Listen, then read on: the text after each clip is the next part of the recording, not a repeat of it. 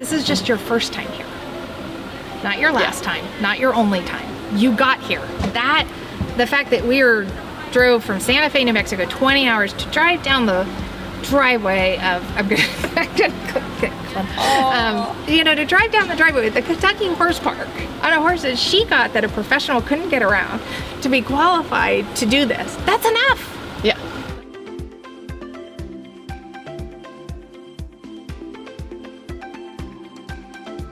I'm Jenny Achilles, and I started riding when I was probably 4. Never wanted to quit until I went to college, and then I stopped for almost 20 years. And I thought I was done, and then there was a free horse. So that got me back into it. And that was about 10 years ago. So I've been competing for the last 10 years. I got Lance because I still wanted to event. And so I bought a proper Irish horse, eventer. When I first got him, we were having difficulties on cross country. It nearly destroyed me because that was my problem with Frida. And I thought, I just can't do this. And we really worked through it.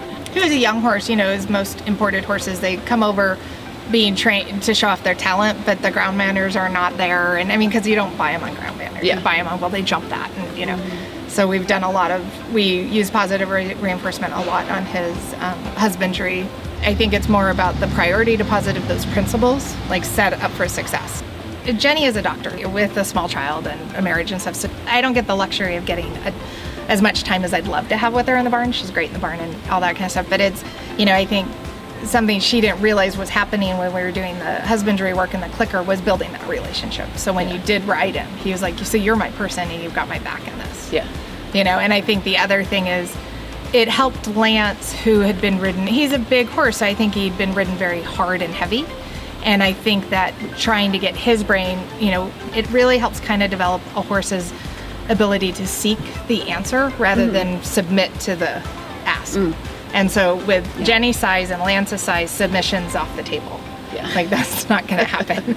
But he started seeking, well, okay, what do you want from me?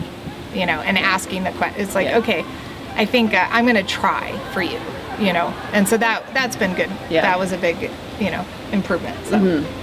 I remember the day on cross country when he was spooking and I'm not sure he's going to make it, and the first time I kind of gave him encouragement and clucked in my leg, and he was like, I'm going to listen to you.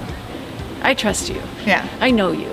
And then he went, and it's been great ever since then. But it was like such a shift. It was a mental shift for him.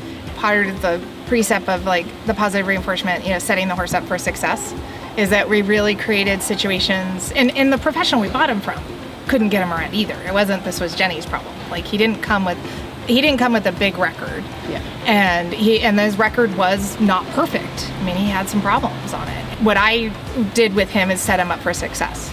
Just made sure that he had more availability to be correct than incorrect. And break things down slower. And that's the success of it. That's what you want people to develop, that education and that understanding. And I really think it develops a ton of resiliency in your horse and in your training, in yourself. That it's like, you got here. This is your first time, not your last.